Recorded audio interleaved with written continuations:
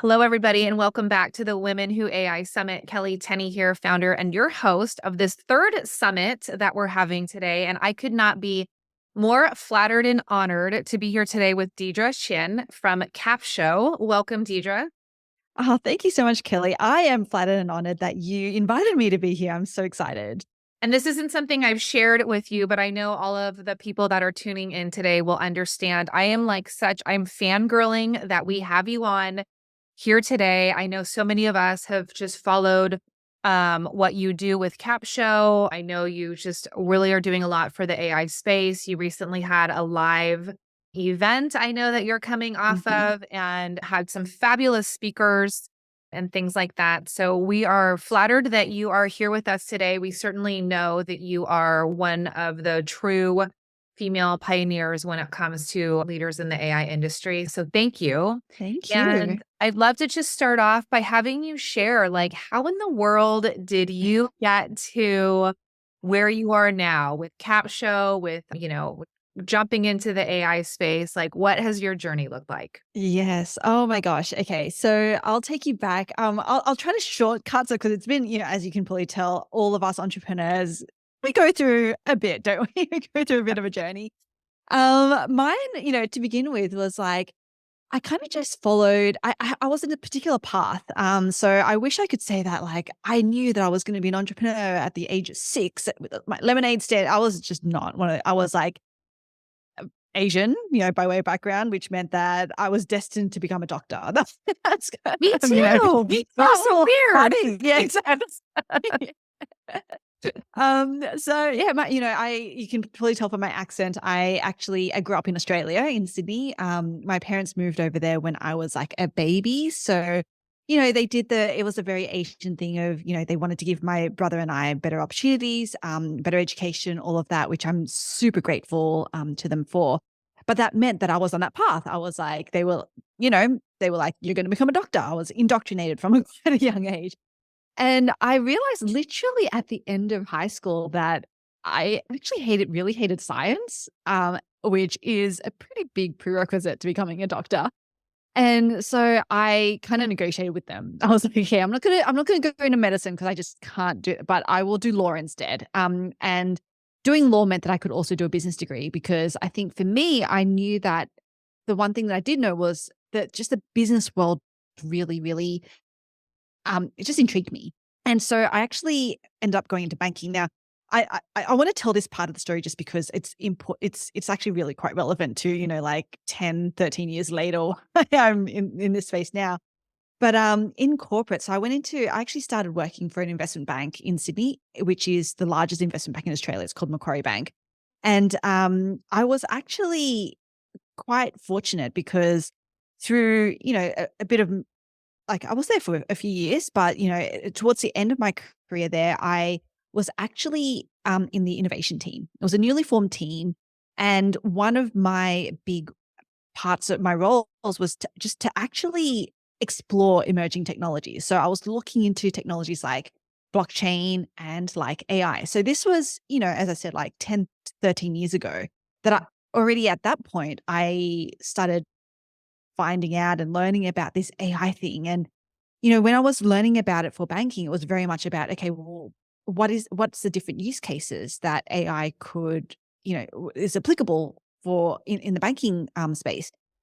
Now, fast forward, so then I gave up my corporate career, went into entrepreneurship. At the time, it was a hospitality business that my husband and I was running. We grew this dessert brand to 5 locations. We had a burger restaurant. We had 2 locations. Some things happened. I'm really, really shortcut, short circuiting my journey to get to the point. But one thing led to another. And I actually had about 3 years ago, I started a coaching business. And the coaching business was to help e-commerce entrepreneurs with their digital marketing to grow their businesses. And at the time, that was actually, so when I launched that business, that coaching business, I also started my first podcast because my mentor at the time was like, you've got to start publishing. You have to be seen as the expert in your niche. And I was like, okay. He was like, either choose blog, YouTube, or podcast.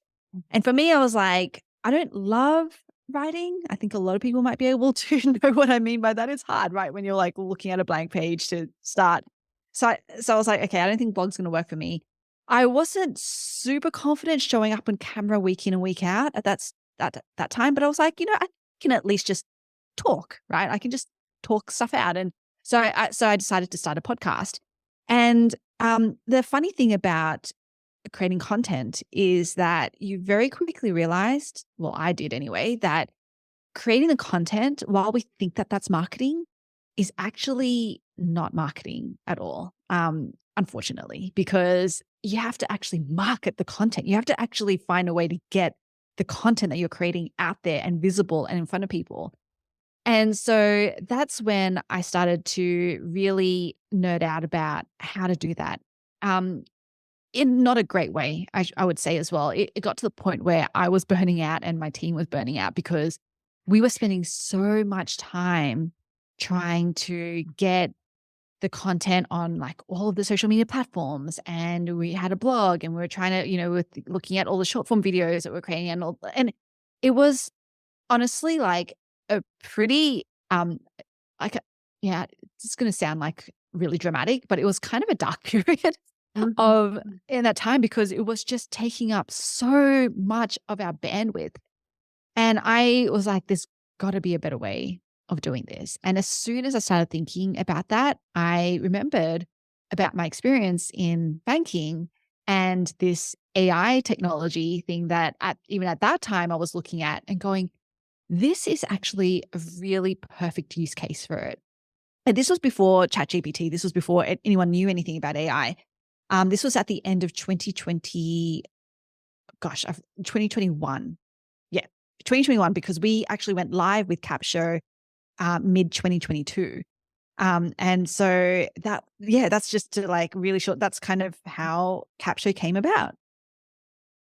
I love that because this is what I am noticing, right? We've had tons of female, CEOs that have started their own AI solutions, companies and things like that. And I don't, maybe I'm biased because I am female, but I feel like there's so much of what everybody has shared has come from I had a problem that I needed to fix. And, I think there's something unique about that because it's not about like, well, I thought I could make a lot of money or, oh, I noticed this trend and thought I would kind of like take advantage of that. Like it really is almost like this heart center of I was having this problem Yes. and, I thought if I could solve this problem, right, recognizing that and everything that you speak about, I'm like, yes, yes, yes, yes, yes. Yeah.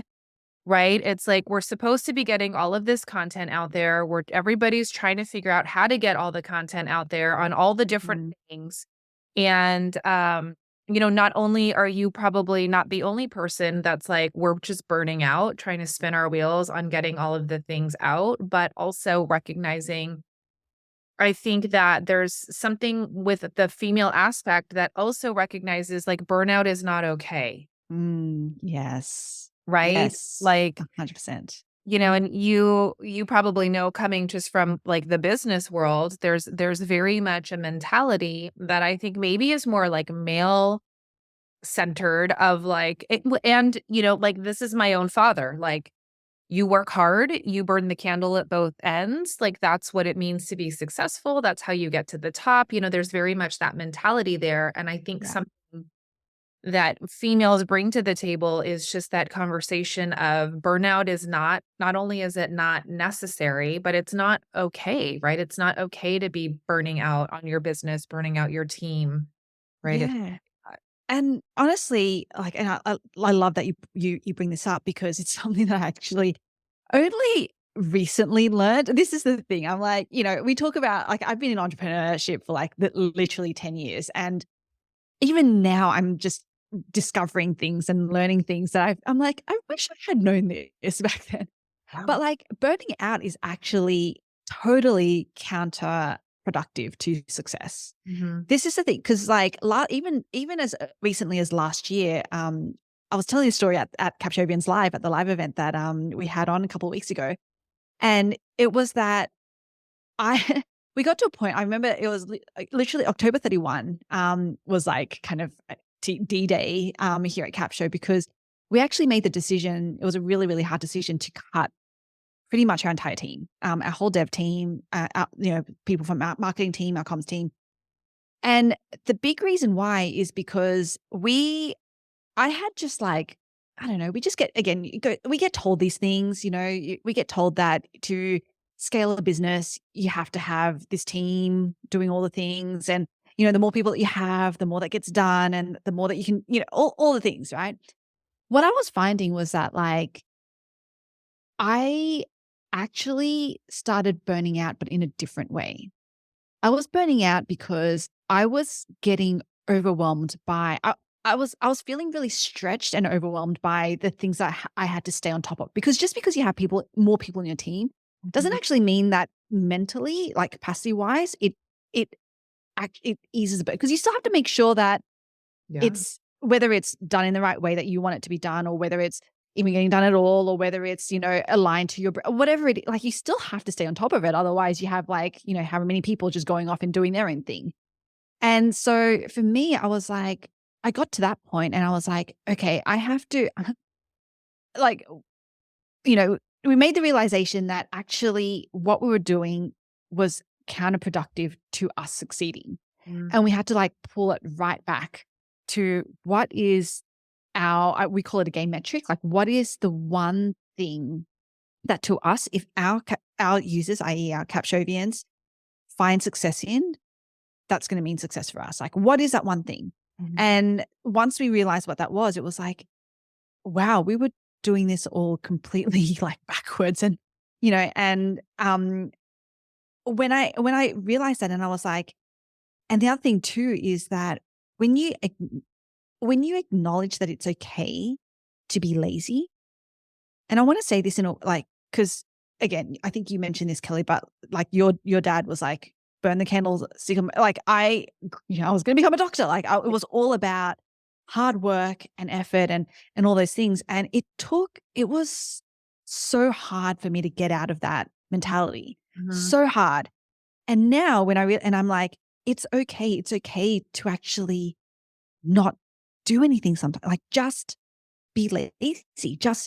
And when I realized that, and I was like, okay, well then how do my weeks, my days have to shift to accommodate that?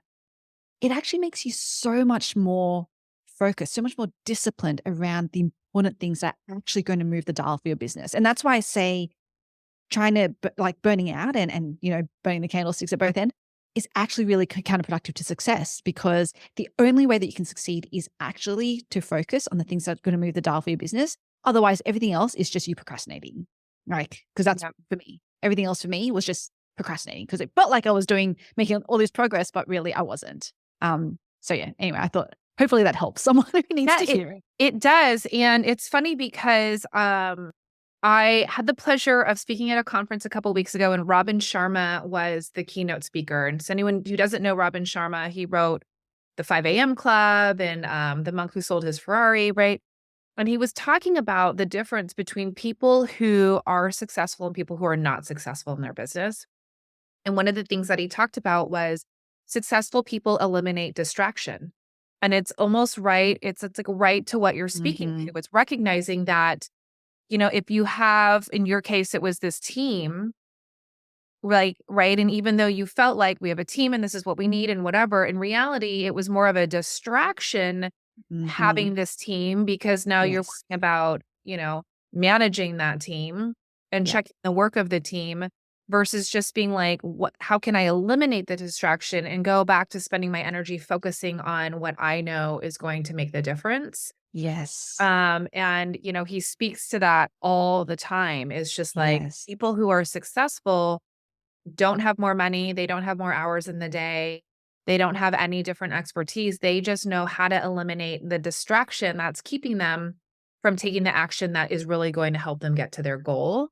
So Yes. I love that's what you're talking about. And I love too just this idea of like it's okay to be lazy, because, some of the other conversations that have been coming up during the summit speak to, as women, we're like, how do we use AI yay, we saved 2 hours. How do we fill those 2 hours with more work, more stress, right? More things, and not Mhm. just recognize like now I actually get 2 hours to Yeah. maybe do nothing. I don't know, right? Yeah. And it's Read a just book, like, go for a walk, just yeah. yes. Yeah, This feels like a bit of a full circle moment, Kelly, because I know when we first hopped on the call, you yes. were like, you love Monty, our sloth. You were like, "Oh my gosh, I love that sloth." And Mhm. yeah, the reason why is it's such a great reminder that it's okay. Like I always like intelligently lazy is what I strive for.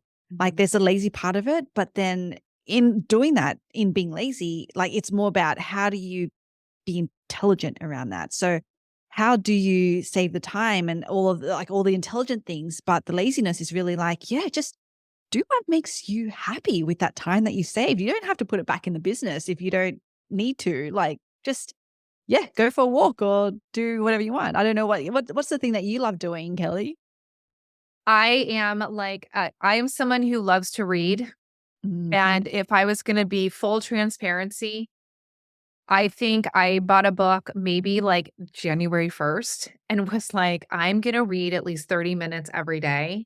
mm, And it has not happened because I'm in that pattern of, yeah, but if I have 30 minutes, I could just get like that email written, or I could just get that blog up, or I could yeah, just right. reach out to 4 people, or I could get ahead, right? Like Mhm. I could get ahead for what I need to do in March when it's so silly because it's like, yeah, but that's in March. Like, why are you not just sitting down for your 30 Yeah, minutes and reading your dang book? Right. But I yeah. think that's the pattern that we get in, is Yes. just like we're taught. And I don't know that it's just us coming from like the Asian culture, which I know is a lot stronger with this. But I Mhm. think in general, I feel like females just feel like it's not okay to be lazy. Yeah. Like we're always a little behind or Yeah. like a step behind everyone else. I totally get that.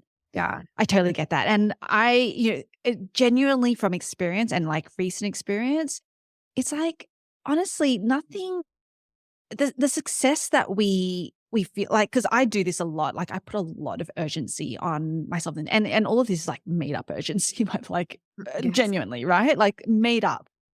And why? Why do we put this? Because it's not like, to your point, if we write the email now, like, is that actually going to, I don't know, like make us $100,000 tomorrow or whatever the goal is, Yeah. right? Like Yeah. whatever that is, like, is that actually going to do that? Like, I no, right? Like, it's Yes. actually genuinely not. And so I think the time is something that we just cannot get back. Mm. We can't get Yeah. time back, and so again, it's like you gotta enjoy the now for Mhm. you, because it's not gonna be here again. Like, Yeah. that's how I look at it.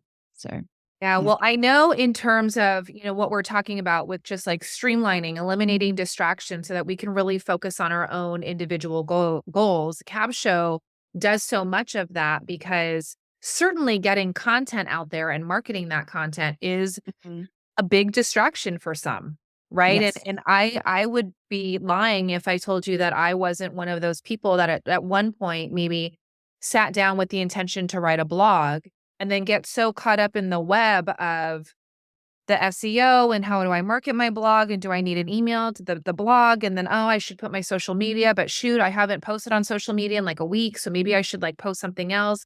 And then it's like I didn't write the dang blog because I was so distracted by all the things that go with that content creation that we know we like are supposed to do. Yes. So I would love it if you wouldn't mind if you could give us a little just preview of Capsho for people who Yes. haven't seen it, but I know it, like you said, I love that it comes from a problem that you know that you had, which I think is really, it's so relatable to anybody out, to everybody who knows that they have to get content out there. Yes. Yes, I would love to. I'd love to show Capture. And the thing that I would preface, what I'm going to show you, like you'll see that Capture does a lot, and it does. But in the spirit of intelligently lazy, and all things like, I do want to just preface first that the first thing that you have to do, even before touching any tools, or because it's great, it'll save you a ton of time. But the first thing is it always comes back to the F word, which is focus. And what are the platforms or the channels that you're going to focus on? Because Capsho is going to allow you to actually get on more. But again, I don't know if I'm doing Capsho any favors, but we're very, very mindful to say like, that's great. But unless you know the strategies of each of those platforms, just posting something is not going to move the dial for you. And so, our recommendation is like, really, and especially if it's just you on your own, like two social media platforms max, and max two long form platforms. And long form is either a podcast, a YouTube channel, or a blog. So two of those max. So because I just want to preface that because again, we're here to be intelligently lazy. We want to actually not use up the time that we're saving with trying to, do Yeah. more things. And so, yeah, I hope that's okay, Kelley. It's great. And while you're pulling up your screen, I want to add, something that I do that comes from my teaching background is I focus on like micro content, like just recognizing that when we're trying to do too much, that's actually when we do less. Right. And so I thank you and I appreciate you saying that because I do know one of the biggest challenges with a lot of these tools is that they can do 500 things, right? Yes. But I think a common pain point that is probably familiar to the Women Who AI community is that when we're trying to learn a platform and trying to learn all 500 things, we actually end up not doing anything because we're just caught up in trying to figure that out. So I Yes. love and appreciate that, that little caveat that you're speaking to of recognizing like, here's how you can focus, because I think that's probably where you're going to see people using Capsho and like is actually saying, I'm actually using it, right? Like I'm Yes. actually seeing results from it. So Exactly. Exactly. Okay, cool. Yes, 100%. And um, so I'll show you kind of like a little bit of how it's relatively simple, but I do want to, with the caveat, I'll sort of show people around of what they can expect and how they can use it. So the first thing is the way that Capture works is it's really you need to be creating content in some form. And what I mean by that is it's generally going to be like a long form audio video content. So a podcast or a YouTube video, or, we have people like I have my summit here, for example. So, Kelley, you could even use Capsho for all of these interviews that you're doing. We have people use it for webinars, like literally any type of audio or video content that you're creating, you can use Capsho for. And so what you actually do is you upload it. So you can just drag and drop it. You can put a YouTube URL. We actually don't do live YouTube videos. So if it's a live that you did, then you'll have to download it and then and then upload it. So that's just the one caveat. Otherwise, if it's just a video that you just uploaded, then you can use the YouTube URL, upload the file, and then it'll start processing. And what will happen is that it'll go yellow. You'll get an email that says you have an action required. And at this point, it's really going to ask you, hey, choose a topic. Now, the reason why we have people choose their topic is because this comes back to some SEO fundamentals and things like that, which is you really got to focus. Like in any podcast episode, anything that you do, you're probably going to talk about 10 million things. Like, let's be honest. The reason why we say, hey, just focus on one thing is because the way that the machines work, especially when we talk about search, is that it needs to categorize you and your content into one thing, right? And so that's what we help you with here. So you can just go ahead and select something. You can even just like, if you already know what you want it to create content for you for, then you can just put in there and apply it. And then it'll go ahead and process. And then this is kind of like the universe of content that it creates. So title and description. This is generally used for a podcast title and description. And how Capsho works is it's in blocks. So you can see here that there are all these blocks. There's like title, we call this content honey trap. It's kind of like your hook, your curiosity paragraph, your summary, quotes. Like there's a ton of things that you can actually build your content from. And so this was actually an interview that I did with Laquita. She is a Capshovian, so she's a Capsho user, and we were talking about how she grew her downloads from 2,000 to 12,000 in just 4 months, using help with the help of Capsho. And so what Capsho does is it actually helps you, like it goes, hey, here are some other titles. And so you can replace it if you really like this more, or you can add it. It's totally editable. So you can do all of the things here. And so that's title description, generally for a podcast episode. And, it even has blocks like chapter summaries, so key moments, key takeaways. Yeah, anyway, you can go ahead and play around with it. It's really, really powerful. Now, social media, we do the four types of platforms. So Facebook, LinkedIn, we've got Shorts, Twitter, now X. Mm-hmm. And this is where it starts to could become potentially overwhelming when people look at this. They're like, oh my gosh, okay, now I can be like on all of the platforms. Mm-hmm. And we say, no, just choose two. So for me personally, I'm on Facebook and LinkedIn. And how this works, again, if you go in, we have 3 types of posts. There's a promotional, engagement, and educational style posts, and it actually will create posts for you. So again, works like block. So you would go in and you would just, see what your options are. You can you can just use it. I say AI, I think we all know, hopefully by now, that it's always going to be the first draft of anything that you create. You really do need to look over it. You need to edit it. You need to make it yours, genuinely. So that's the social media posts. We also do emails, and we do engagement and educational emails engagement and promotional emails. But same thing, you get, a bunch of, like, here's maybe you don't like this subject line and you like this one instead. Like, you can just go ahead and play around with it. And you just put that in. YouTube description. So again, if you're not on YouTube, don't worry about this. If you don't have an email list, which you should have an email list, I would say. But if you don't have to worry about email. This is a great thing. It's going to give you a ton of stuff, but you don't have to use it all. We do LinkedIn article as well. So this is if you're on LinkedIn, and we do 4 types of blog posts. So how to, listicle, Q&A, and expert style blog posts. Again, you do not have to use them all. We tend to go how to and listicle are going to be the best performing from a search perspective. And how that works as well is that we'll kind of like hone in again. So on the overall topic that you chose at the beginning, we'll actually be like, okay, here are some perspectives or some approaches to your blog post that you could take. Choose one, and then it will generate for you. And again, it's all the same. It's just by blocks, and you just go ahead and edit it. So that's the copy part of Capsho. And then there's what we call the creative part. Now, I know you had someone who was speaking about like clipping and stuff. So this you don't have to use this, but we do at least identify sound bites. So it's like, hey, here's a really cool piece of content that was identified. The other thing too that Capsho does is it can generate an intro and outro script. So if it was, for example, your guest that the soundbite was, that the soundbite picked up, I hope that we know that, people don't follow you on social media for your guest because they probably don't know who that is. They follow you for you.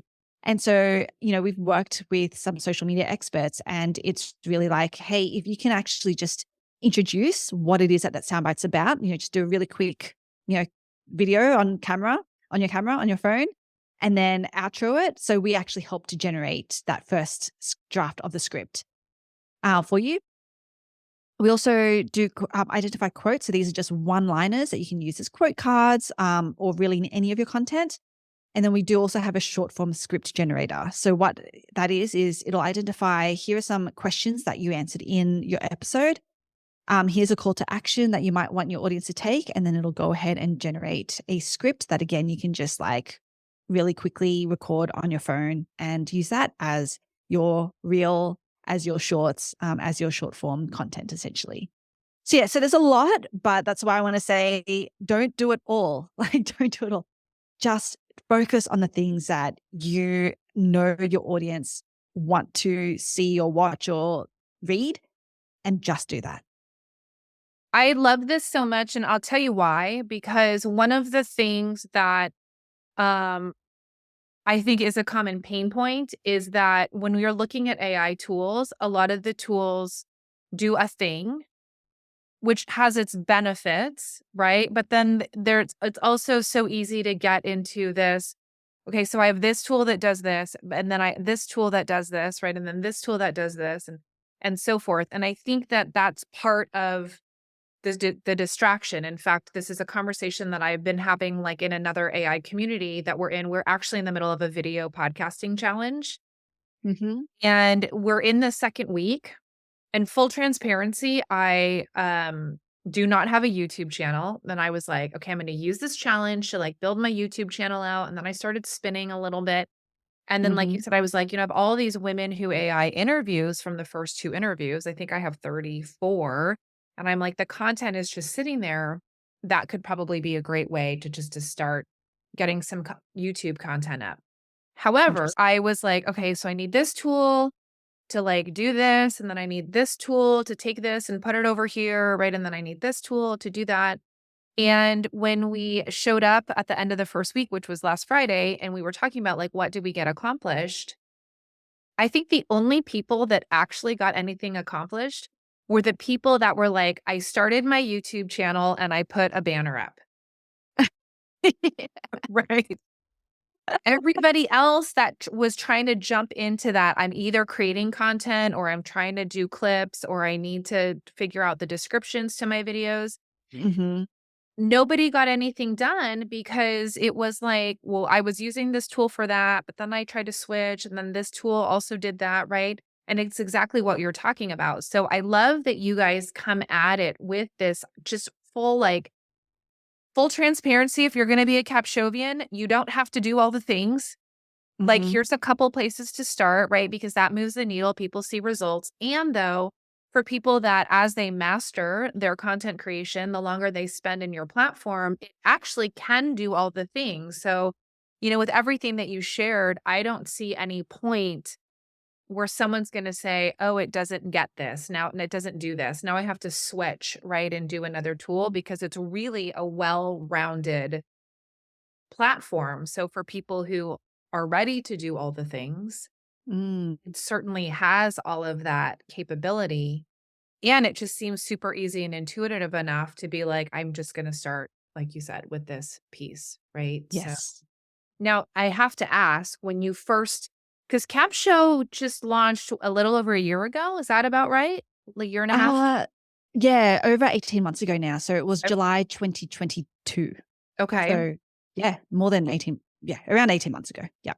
So how has it evolved from when you first launched, right? Because in the world of Yes. AI, everything's always changing. Things are moving so quickly. Yes. How has things changed from that first launch? Yes. Quite remarkable. I would say, like, if you Sure. had seen our beta platform, you'd be like, what is going on?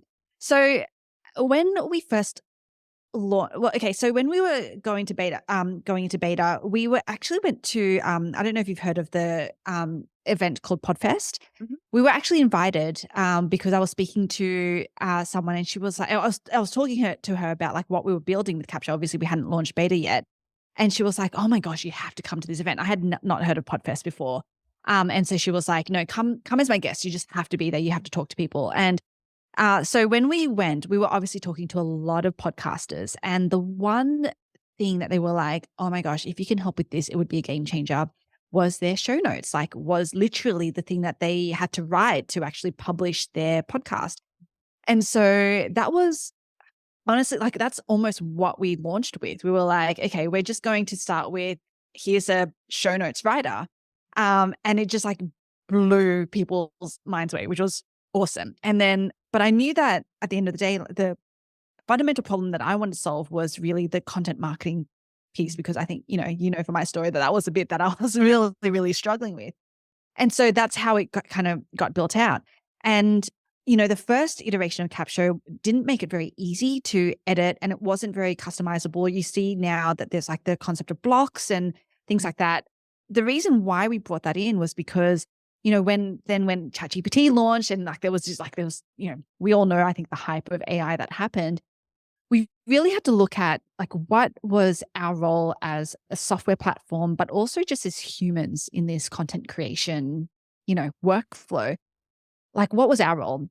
And, I still felt like I firmly believe that the human has to be involved in the creation of their content. So that's everything from the actual anchor content. So whether that's a podcast or the video that you're creating, but also with all of these other ways that you're amplifying that, you have to be involved. I think a lot of people think that AI is like the I don't know, the savior of all of work essentially is like, I don't have to do anything because I have AI to do it for me. And it's like, no, you still have to be involved in that process. Even the way that you structure your written content is part of the creative process. And so that's why we brought in the concept of blocks and, just giving you like multiple pieces that you can pick and choose from and stuff, because we want the human to be really involved in that process.